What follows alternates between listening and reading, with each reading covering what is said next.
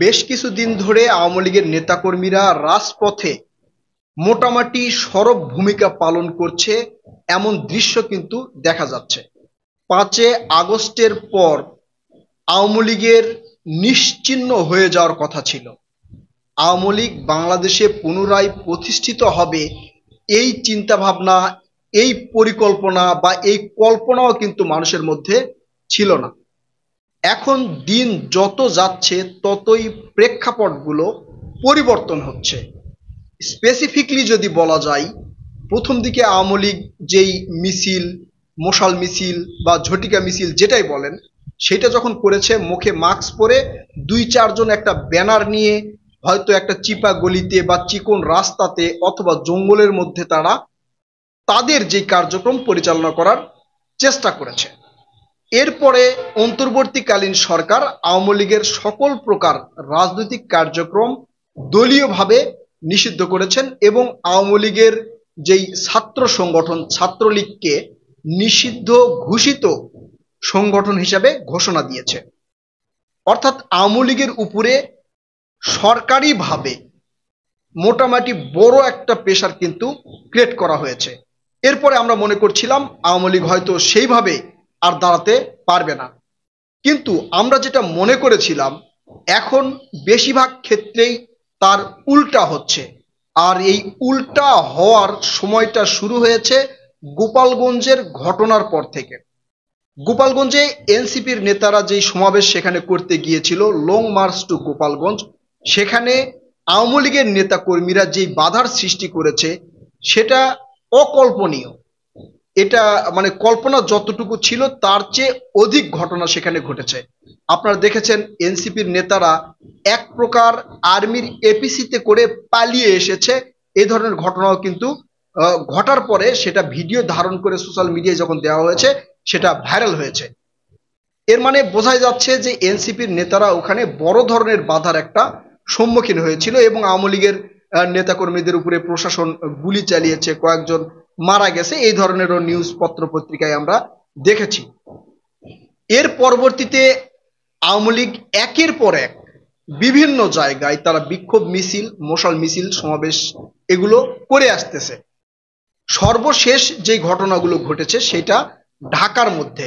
আমরা মনে করেছিলাম অন্তত দেশের প্রত্যন্ত যেসব এলাকা আছে সেসব এলাকায় আওয়ামী লীগের নেতাকর্মীরা হয়তো হয়তো সেটাও পুরোপুরি আমাদের মধ্যে একটা ট্রাস্টেবল প্লেসে ছিল না। এটা আমরা হয়তো মনে করেছিলাম যে সেখানে আওয়ামী লীগের নেতাকর্মীরা ছোটখাটো কোনো মিটিং মিছিল করতে পারে। যখন আমরা দেখলাম ঢাকার মধ্যে আওয়ামী লীগের নেতাকর্মীদের বড় বড় মিছিল হওয়া শুরু হলো, গুলিস্তানে আওয়ামী লীগের কেন্দ্রীয় কার্যালয়ের পাশে যে বিশাল একটা সমাবেশ বললেই কিন্তু এটা চলে, মানে মিছিল বললেই চলে। আপনারা দেখেছেন সেখানে কতগুলো নেতাকর্মী উপস্থিত হয়েছিল। সেখান থেকে 2 জনকে প্রশাসন গ্রেপ্তার করেছে। এরপরে বনানী থানাধীন যেই মহাসড়ক রয়েছে সেই মহাসড়কে আওয়ামী লীগের কিন্তু বিশাল একটা মিছিল হয়েছে। এখন এই মিছিলগুলোর পরে আওয়ামী লীগের কি হচ্ছে? একটা করে মিছিল হচ্ছে অথবা একটা হচ্ছে সমাবেশ হচ্ছে, তারপরেই প্রশাসন তাদেরকে গ্রেপ্তার করছে এবং গ্রেপ্তার করে বিভিন্ন ধরনের মামলা দেখানো হচ্ছে। যেমন গণ অভ্যুত্থানে তারা গুলি চালিয়েছে বা ছাত্রদের উপর নির্যাতন করেছে, ছাত্রদেরকে পিটিয়েছে, সেই ধরনের মামলায় তাদেরকে গ্রেপ্তার দেখানো হচ্ছে। এখন এখানে প্রশ্ন হলো যে আওয়ামী লীগ যখন মিছিল করবে বা একত্রিত হচ্ছে সেই সময় কি প্রশাসন মানে জানতে পারছে না? গোয়েন্দা সংস্থা কি জানতে পারছে না যে আওয়ামী লীগ মিছিল করবে বা সমাবেশ করবে, বিশেষ করে ছাত্রলীগ করবে? এটা কি প্রশাসন জানতে পারছে না? আমার মনে হয় না যে এটা না জানার কোনো কারণ রয়েছে। আর বাংলাদেশের গোয়েন্দা সংস্থা এত দুর্বল, তারা ঠিকই জানে।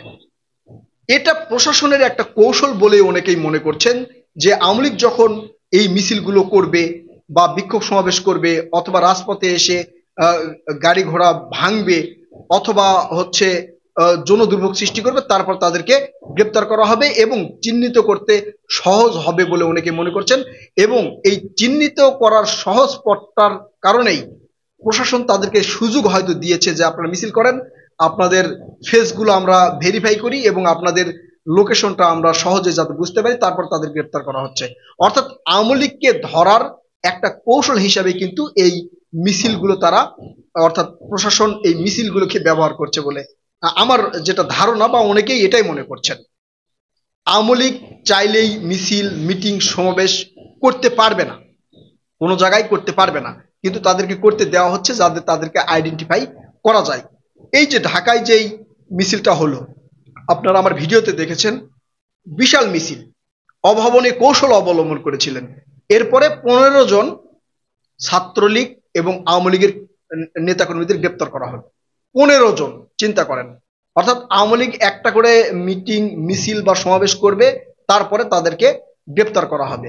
আওয়ামী লীগকে নিশ্চিহ্ন করতে যা প্রয়োজন সেটা প্রশাসন করবে, আর এটাই হওয়া উচিত বলে আমি মনে করি। কারণ আওয়ামী লীগ যে পরিমাণ লুটপাট, দুর্নীতি, অন্যায়, অবিচার, খুন, গুম করেছে, এতে আওয়ামী লীগের রাজনীতি বাংলাদেশে করতে দেওয়া বা আওয়ামী লীগ করবে, এটা আমাদের জাতির জন্য লজ্জা বলে আমি মনে করি।